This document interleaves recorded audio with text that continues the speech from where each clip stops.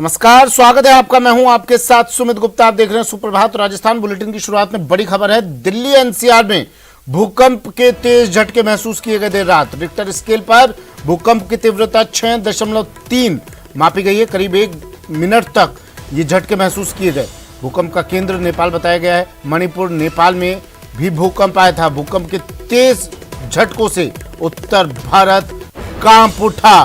देर रात करीब 2 बजे भूकंप के झटके महसूस किए गए। दहशत में आधी रात लोग घरों से बाहर निकल आए। भूकंप की तीव्रता 6.3 रिक्टर स्केल पर मापी गई। बड़ी खबर टीवी स्क्रीन पर।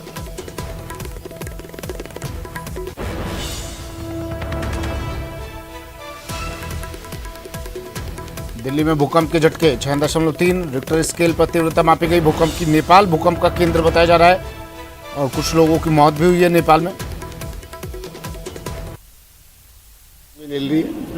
मैंने बताया इनको भाई जमीन ले ली है। वो आज महसूस हुआ है जब सवारी उतारा तो उस समय सवारी कर ये क्या हो रहा है। मैंने थोड़ा धरती वगैरह तो डुल्ले थोड़ा हल्का था, महसूस था, वो महसूस दिया। उसके बाद में बहुत ऐसे बंदों को पता भी चला, बहुत ऐसे बंदों को पता भी नहीं चला। जब मैं ऑटो से उतरने लगा तो मतलब उतरते एकदम झटका लगा मेरे को। ऑटो वालों को गया यार क्या होगा ये, मतलब महसूस भी हुआ मेरे को। आसपास में देखा तो मतलब माहौल भी मतलब अजीब सा हो गया था।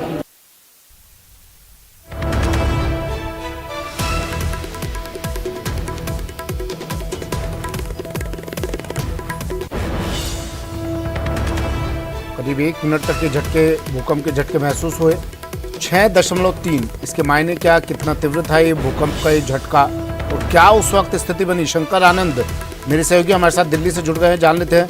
शंकर, 6.3 क्या इसके मायने, इस भूकंप की कितनी तीव्रता मानी जाए 6.3 से, और बताया जा रहा है करीब 1 मिनट तक भूकंप के झटके महसूस हुए।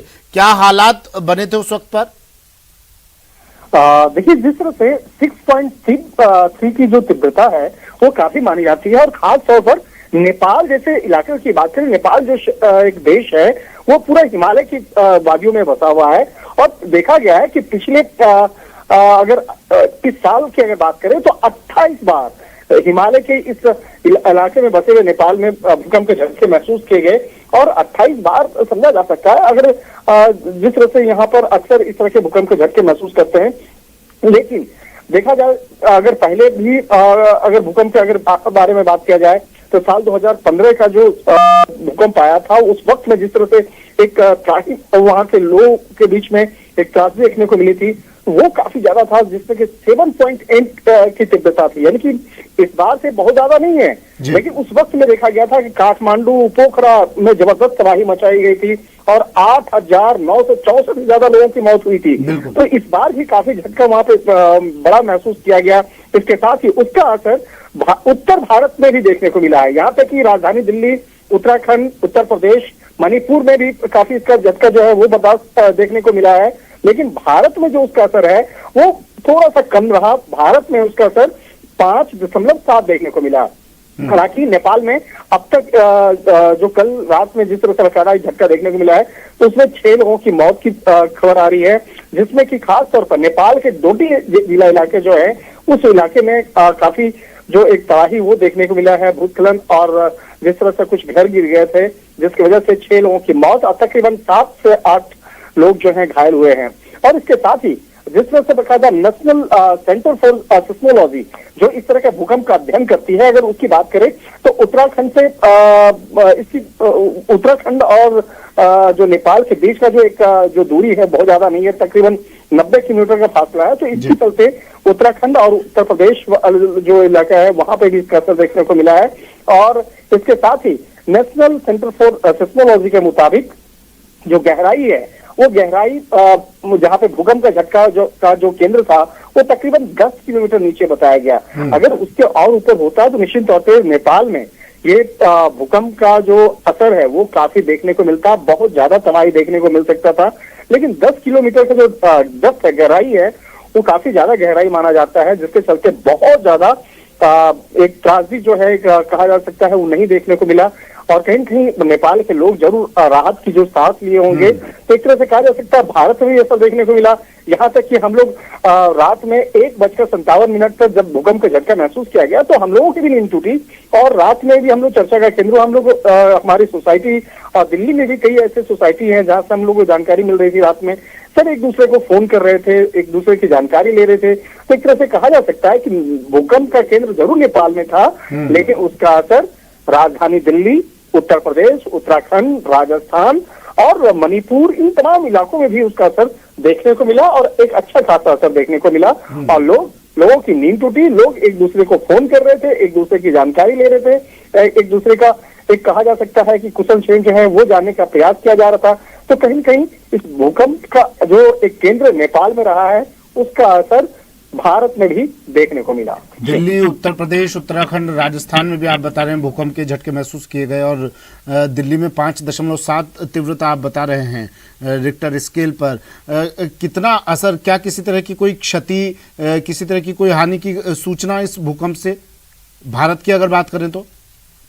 देखिए, भारत में जो इसका असर है, भारत में 5.7 का जो तीव्रता महसूस किया गया तो वो बहुत ज्यादा उसको नहीं कहा जा सकता है।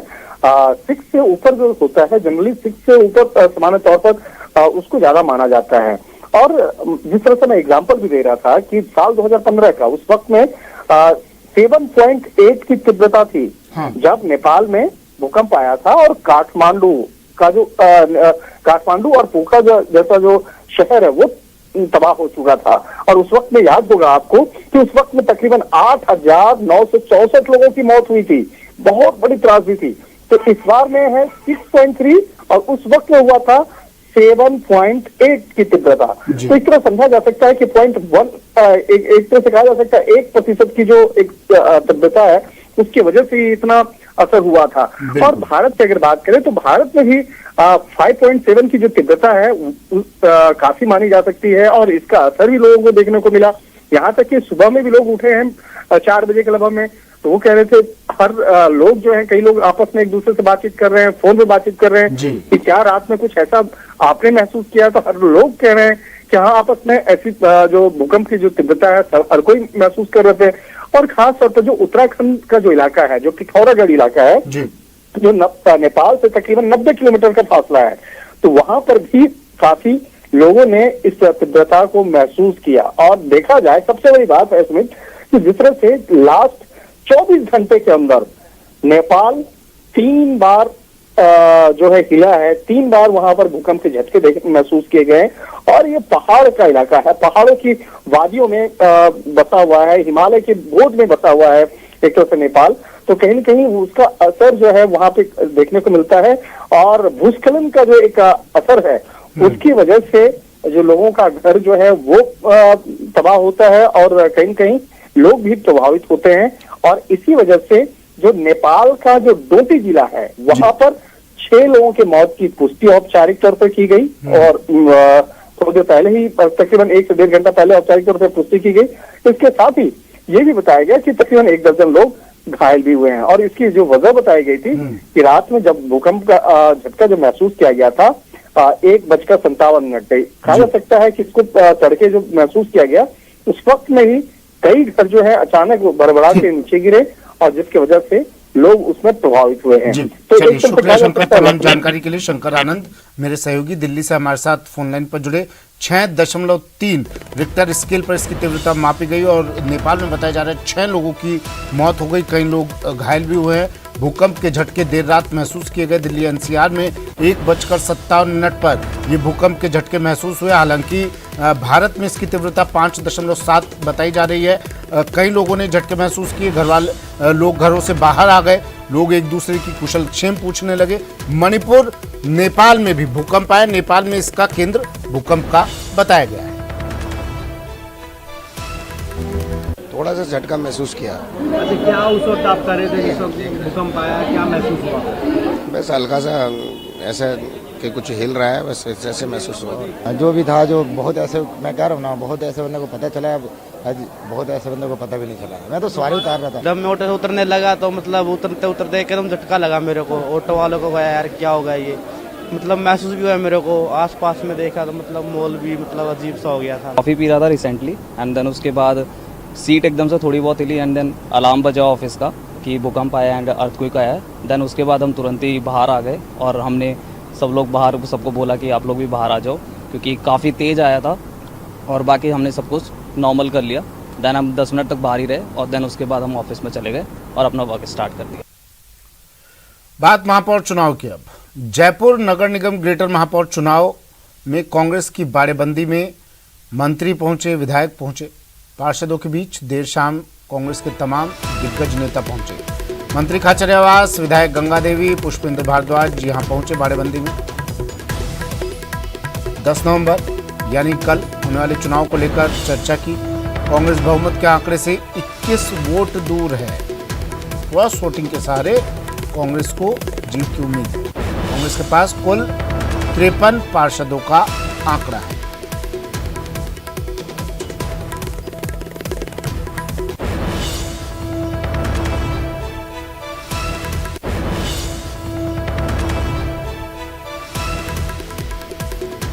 महेश दादीज मेरे सहयोगी हमारे साथ जयपुर से फोन लाइन पर जुड़ गए हैं। महेश, अब तो एक दिन का वक्त रह गया है और आज का दिन बेहद अहम होगा कांग्रेस के लिए, इन पार्षदों के लिए, इन नेताओं के लिए। तैयारियां जोरों पर होगी। जी बिल्कुल, आपने ठीक कहा है। अब तो काउंटडाउन चल रहा है और काउंटडाउन शुरू हो चुका है। उसके साथ ही धड़कने तेज है प्रत्याशियों की कि किस तरह से अब जीत हार की जो गणित है उसको बिठाया जा सके। और दूसरी तरफ जो संगठन है उनकी भी चिंताएं हैं कि अपना मेयर कैसे बनाया जा सके। इस समय में इस तरह से बाड़ाबंदी जो है वो सख्त की गई है भाजपा की तरफ से।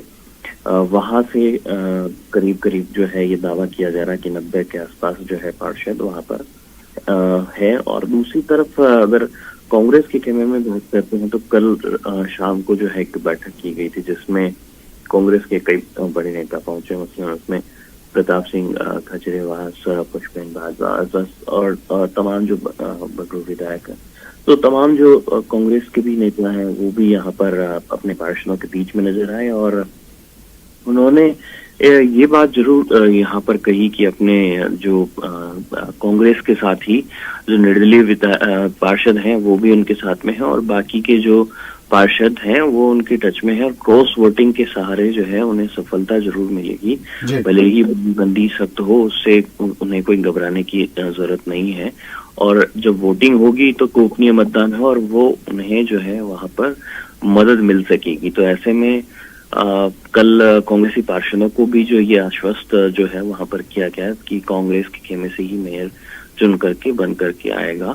लेकिन ये तो खैर कल पता चल जाएगा कि 2 बजे बाद में कि कौन जो है वो मेयर बनता है, किस दल का बनता है। लेकिन फिलहाल जो बाड़ाबंदी तोड़ करके जो कोई इधर से उधर पार्षदों के होने की बात है वो ऐसा हुआ नहीं है। तो ऐसे में आप मान करके चलिए कि अभी तक कोई बहुत बड़ा गेम प्लान जो है वो शुक्रिया तमाम जानकारी के लिए।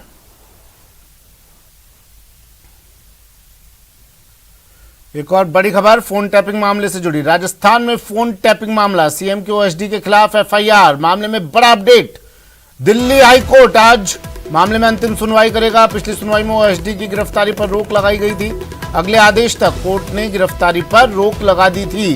केंद्रीय मंत्री गजेंद्र सिंह शेखावत ने शिकायत दर्ज करवाई थी। विधायकों की खरीद फरोख्त मामले में दिल्ली में केस दर्ज है।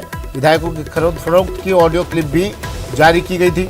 सीएम के ओएसडी लोकेश शर्मा ने यह ऑडियो क्लिप जारी की थी। वहीं लोकेश शर्मा ने राजस्थान की घटना के लिए दिल्ली में केस दर्ज करने पर क्षेत्राधिकार का सवाल उठाते हुए इसे दिल्ली हाई कोर्ट में चुनौती दे रखी है। बड़ी खबर राजस्थान में फोन टैपिंग मामले से जुड़ी।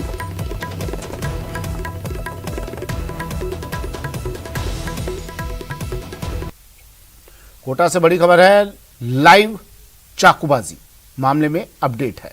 2 बदमाशों की आज कोर्ट में पेशी होगी। आरोपियों ने वारदात को अंजाम दिया था, चाकूबाजी की थी। इसके सीसीटीवी भी सामने आए थे, इसके फुटेज सामने आए थे। न्यूज 18 ने इन तस्वीरों को प्रमुखता से दिखाया था। पुलिस ने इन दोनों को कल गिरफ्तार कर लिया था। जमाल चौक इलाके की यह घटना है। बड़ी खबर कोटा से।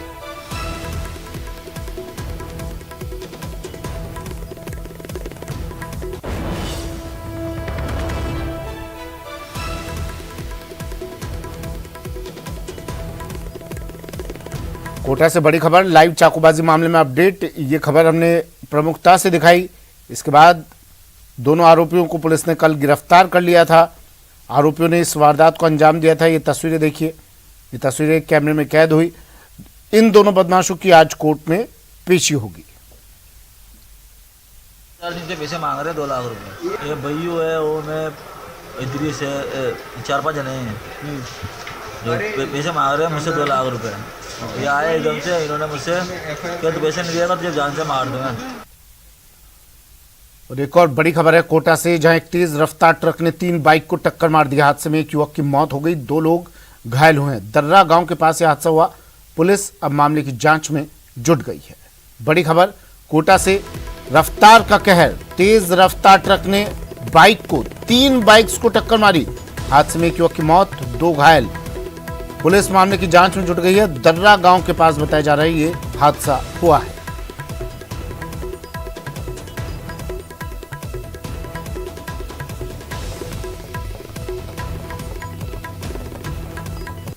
श्रीगंगानगर के सूरतगढ़ के वायुसेना स्टेशन में तैनात एक जवान ने खुद को गोली मारकर आत्महत्या कर ली।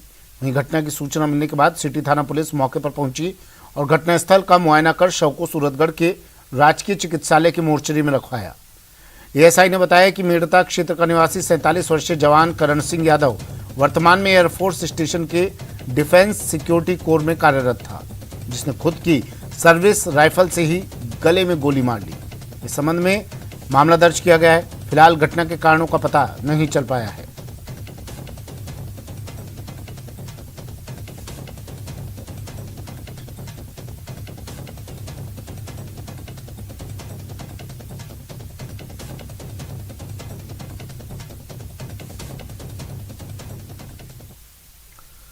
और बड़ी खबर आ रही है दौसा से। राजस्थान में एक बार फिर दरिंदगी की घटना।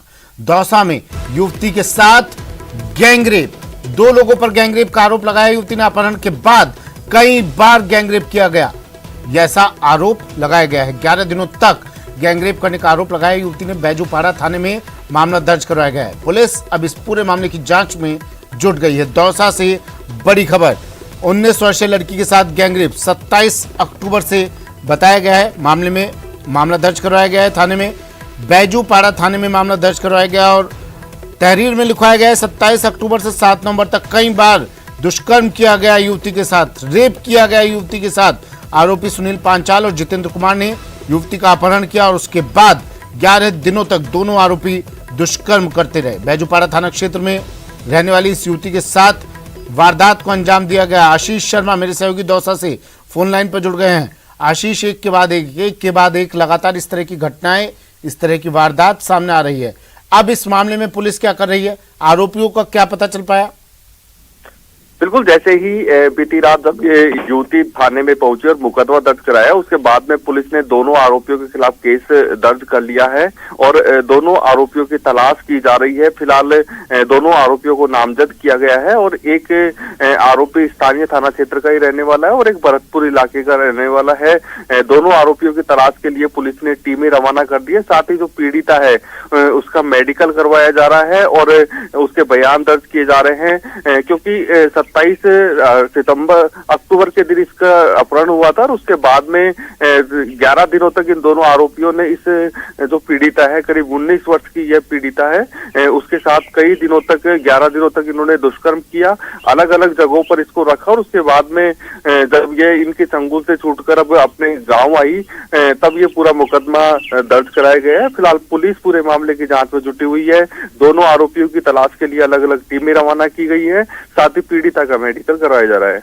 लेकिन फिर सवाल ये भी उठता है आशीष, 11 दिनों तक ये महिला, ये युवती घर से लापता रही, इस दौरान किसी तरह का कोई मामला दर्ज नहीं हुआ? बिल्कुल, निश्चित रूप से बैजूपाड़ा थाने में इस लड़की के संबंध में मुकदमा दर्ज हुआ था। जो परिजन है, परिजनों ने गुमशुदगी दी थी कि जो लड़की है लापता है। पुलिस क्या कर रही थी? इंतजार? ये पुलिस के ऊपर गंभीर सवाल है कि 11 दिन तक लड़की मिली नहीं और उसके लिए पुलिस ने दावे किए कि लड़की को ढूंढने के प्रयास किए जा रहे हैं, लेकिन लड़की को ढूंढ नहीं पाए। और जब लड़की खुद थाने में आई है और उसने पूरा आप बीती बताई है और उसके बाद में अब पुलिस मुकदमा दर्ज करके जांच करने की बात कर रही है। लेकिन गंभीर सवाल ये है कि 11 दिनों तक क्या ये साफ हो पाया है कि इस वारदात को अंजाम कहां दिया गया? दौसा में ही, दौसा से बाहर, राज्य से बाहर? देखो, राज्य से बाहर ये नहीं गई, लेकिन दौसा से बाहर विभिन्न जिलों में आसपास के जो जिले थे वहां पर इसे जो पीड़िता है उसको रखा इन्होंने अलग अलग दिनों तक और दोनों आरोपियों ने इसके साथ दुष्कर्म की वारदातों को अंजाम दिया। दौसा के आसपास के जिलों में इसको रखा गया है और अब ये जब शुक्रिया आशीष तमाम जानकारी के लिए। झुंझुनू के नवलगढ़ के एक दुकान का सीसीटीवी फुटेज सोशल मीडिया पर तेजी से वायरल हो रहा है। इस वीडियो में कुछ चोरों को मोबाइल की दुकान के सामने से बल्ब चुराते हुए देखा जा सकता है। मामला नवलगढ़ के कोलसिया गांव का है, जहां रात को 4 चोर अल्टो कार में सवार होकर आए, एक मोबाइल की दुकान के सामने से बल्ब चुराने लगे। हालांकि दुकान मालिक की आवाज लगाने पर चोर कार में सवार होकर फरार हो गए। फिलहाल बल्ब चोरी की सूचना पुलिस को दे दी गई है और नवलगढ़ पुलिस सीसीटीवी के आधार पर चोरों की तलाश कर रही है।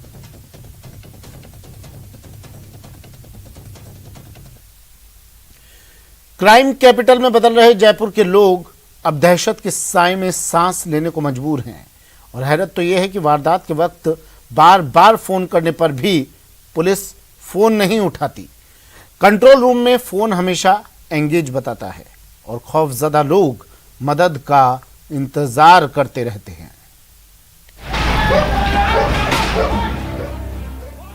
आधी रात का वक्त, सड़क पर बदमाशों का उपद्रव, पत्थरबाजी, लग्जरी गाड़ियों पर बरसाए डंडे, आधे घंटे तक घरों में तोड़फोड़, हर सांस पर दहशत भारी, अपने अपने घरों में बंधक बने बाशिंदे। तस्वीरें किसी हार्ड हिटिंग फिल्म के ऑन लोकेशन शूट की नहीं, बल्कि प्रदेश की राजधानी जयपुर की है। शहर की पॉश कॉलोनी में बदमाशों का उपद्रव, चित्रकूट इलाके में गाड़ियों में तोड़फोड़, आधा घंटे तक उत्पात मचाते रहे बदमाश, अपने अपने घरों में दुबके रहे कॉलोनी वासी। जरा सोचिए, दिन भर की भागदौड़ के बाद अगर कोई घर में सोया हुआ हो, गहरी नींद में बेसुध हो, तभी बदमाश सड़क पर उत्पात मचाने लगे, बवाल काटने लगे, तो उस शख्स पर क्या गुजरेगी? सोमवार देर रात यही हुआ। बदमाशों के उत्पात से चित्रकूट इलाके के घरों में सो रहे लोगों में दहशत फैल गई। लोगों ने पुलिस बुलानी चाहिए, लेकिन पुलिस थाने के नंबर नहीं लगे। जब पुलिस से संपर्क हुआ और वो मौके पर पहुंची, तब तक बदमाश फरार हो चुके थे, पीछे छोड़ गए थे दहशत के निशान। आखिरकार देर रात 12:30 बजे कॉलोनी वासी इकट्ठा होकर चित्रकूट थाने पहुंचे और आरोपियों को पकड़ने की मांग की। वैसे यह पहला वाकया नहीं है जब पुलिस कंट्रोल रूम का नंबर नहीं लगा। जयपुर में हर दिन हो रही लूट मारपीट की सूचना देने के लिए लोग पुलिस कंट्रोल रूम को सूचना देते हैं, लेकिन कंट्रोल रूम में फोन हमेशा एंगेज ही बताता है। कॉलोनी वासियों का कहना है कि जो बदमाश तोड़फोड़ करने आए थे, उनमें से कुछ कॉलोनी में ही पिछले लंबे समय से एक मकान को किराए पर लेकर कब्जा करके बैठे थे। 2 दिन पहले ही वो मकान के बाहर देर रात तक पार्टी कर रहे थे। सामने वाले मकान में रहने वाले लड़कों ने जब उन्हें टोका तो विवाद हुआ, जिसका बदला लेने के लिए बदमाश आधी रात को आए थे। बच्चों को 1-2 दिन पहले आपस में गुत्थम गुत्था कोई बच्चे हुए हैं और कल जो है आकर के अटैक करने के हिसाब से वो आए और तो पड़ोस के मकान को भी तोड़ गए, मेरी गाड़ी को तोड़ गए, बाकी गाड़ियों को तोड़। पुलिस को करीब 100 और 112 पे खूब फ़ोन किए गए, एंगेज गए। उसके बाद उनको एक को फ़ोन मिला तो उन्होंने कहा जी हमें आने में टाइम लगेगा गांधीपथ पे, जबकि गांधीपथ की दूरी यहाँ से सिर्फ 2 मिनट की है और थाना 1 किलोमीटर दूर है, तो करीब आधा-पौन घंटे बाद पुलिस यहाँ पे पधारी है। यकीन करना मुश्किल है, आधी रात की उत्पात की ये तस्वीरें राजधानी जयपुर की है, सत्ता के उस केंद्र की जहां से पूरे प्रदेश का शासन प्रशासन संभाला जाता है। मंगलवार को पुलिस की स्पेशल टीमें और चित्रकूट पुलिस मौके पर पहुंची, आसपास के सीसीटीवी फुटेज खंगाले, लेकिन बदमाश पुलिस की गिरफ्त से दूर रहे। बदमाश आए, दहशत फैलाकर फरार हो गए। कार्रवाई के नाम पर जयपुर पुलिस अब तक सिर्फ लकीर पीट रही है। वो जयपुर पुलिस बेबस नजर आ रही है, जिससे प्रदेशवासियों को खासी उम्मीदें रहती है। जिस पुलिस से अपराधियों में डर और आम आदमी में विश्वास का भाव होना चाहिए, वो अपने फर्ज के प्रति बेपरवाह है। और ये हम नहीं कह रहे, ये बात आधी रात के बवाल की ये तस्वीरें बयां कर रही है। एक पक्ष ने हमला का इरादे से, बदला लेने के इरादे से इस मकान में रहने वाले लड़कों पे हमला किया, लेकिन उसके बाद दूसरे पक्ष के लोग भी यहाँ पर आ गए, जिसके बाद आप देख सकते हैं यहाँ पर ये जो फैला हुआ जो सामान है, ये बता रहा है कि कल किस कदर यहाँ पर वारदात हुई थी। विष्णु शर्मा, न्यूज़ 18 राजस्थान, जयपुर। सरदार शहर विधानसभा उपचुनाव से पहले जननायक जनता पार्टी भी एक्टिव हो गई है। जेजेपी उपचुनाव में अपना उम्मीदवार खड़ा करने की तैयारी में है। जयपुर में जेजेपी के राष्ट्रीय महासचिव दिग्विजय चौटाला ने कहा कि पार्टी युवाओं को जोड़ने की कोशिश कर रही है और श्रीगंगानगर के नीरज सिहाद को पार्टी के स्टूडेंट विंग इनसो का प्रदेश अध्यक्ष बनाया गया है। साथ ही उन्होंने कहा कि युवाओं के दम पर जेजेपी हरियाणा की तरह राजस्थान में भी बड़ी ताकत साबित होगी। हमारी सोच यही है कि नई पीढ़ी को सबसे पहले साथ जोड़ा जाए और उसके पश्चात मेन जो अपनी पार्टी है जेजेपी, उसको जमीनी स्तर पर मजबूत किया जाए। उसके लिए उसका विस्तार इस माह के अंत तक या दिसंबर की शुरुआत में हो जाएगा। आने वाला जो उपचुनाव है उसके अंदर भी सकारात्मकता से हमारा कार्यकर्ता जो है वो काम कर भी रहा है और उम्मीद है कि हम वो चुनाव बड़ी मजबूती से लड़ेंगे। मिनी अयोध्या के नाम से प्रसिद्ध भीलवाड़ा जिले के घोड़ास ग्राम में डांग के हनुमान अपने आप में ख्याति प्राप्त हैं। यहाँ कार्तिक पूर्णिमा के अवसर पर हर साल लाखों दीपदान का आयोजन किया जाता है, जिसमें देश भर से संतों के साथ हजारों की तादाद में श्रद्धालु भाग लेते हैं। यहाँ महंत सरजुदास 17 साल से इस तरह के आयोजन करते आ रहे हैं। उन्होंने शुरुआत में मात्र कुछ दीपकों से शुरुआत की थी, जो 7,51,000 दीपक तक पहुँच गया है। इस महोत्सव को लेकर महंत सरजुदास और अयोध्या से आए संत से खास बात की न्यूज़ 18 संवाददाता राहुल कौशिक ने। अयोध्या में आपने अक्सर सुना होगा कि दीप प्रज्वलित होते हैं, लाखों की संख्या में होते हैं। वहीं भिलवाड़ा के गोडास में डांग के हनुमान जी में सरजू महाराज ने एक मुहिम छेड़ रखी है। 7,51,000 दीपक प्रज्वलन होता है, 17 साल से ये प्रज्वलित होता है। आप देख सकते हैं कि कैसे इस पूरे सरयू के आजू बाजू दीपक प्रज्वलित हो रहे हैं और 7 लाख दीपक हैं। ये महाकुंभ है, मिनी अयोध्या है। ये तो ठाकुर जी की कृपा हुए ऐसा तो ही हो सकता है, हमारे से क्या हो सकता, कुछ नहीं हो सकता। तो ये जन जन में एक भाव भाईचारा बढ़ते, एक जगह आते, एक जगह रामधुन करते, प्रेम बढ़ते, आस्था बढ़ते। ये हमारे आस्था के केंद्र बन चुका है यहाँ पर। मैंने यहाँ पर शुरुआत की थी 51,000 दीपों से और इसी प्रकार से फिर 51,000 से फिर 1.25 लाख हो गया, 1.25 लाख से फिर 3.25 लाख हो गया, 5.25 लाख हो गए, 5,51,000 हो गए, फिर 7,51,000, 51,000 कई साल से चल रहे हैं। अब ये मौसम ये कोरोना के लेकर के थोड़ा सा मतलब रुक गए थे, धीमी गति दे दिए। आगे मेरे और 9,51,000 करने के विचार है। बिल्कुल सार्थक है महाराज जी के अतिशय प्रयास, और इस प्रयास में जो महाराज जी का 7,51,000 दीपदान हुआ, ये एक अपने आप में अलौकिक और अद्भुत क्षण है। देखिए अयोध्या में तो शासन प्रशासन करती है, लेकिन यहाँ तो संत महात्मा महंत जो सरयूदास जी महाराज हैं, वो अपनी तपो निष्ठा और विश्वास के साथ ठाकुर जी के चरणों में प्रीति करते हुए जो ये 7,51,000 दीपदान किया है, ये अद्भुत और अलौकिक है। ये अलौकिक क्षणों में यादगार किया जाएगा। ये वीडियो जर्नलिस्ट अंकुर सनाटे के साथ राहुल कौशिक, न्यूज़ 18 भिलवाड़ा। और बड़ी खबर, T20 वर्ल्ड कप से जुड़ी पहला सेमीफाइनल मैच आज खेला जाएगा। आज T20 वर्ल्ड कप में पहला सेमीफाइनल खेला जाएगा। न्यूजीलैंड और पाकिस्तान के बीच आज पहला मुकाबला होगा सेमीफाइनल का। सिडनी में न्यूजीलैंड पाकिस्तान के बीच मुकाबला खेला जाएगा और इसके बाद कल इंग्लैंड से भिड़ेगी टीम इंडिया। बड़ी खबर T20 वर्ल्ड कप से जुड़ी, पहला सेमीफाइनल आज।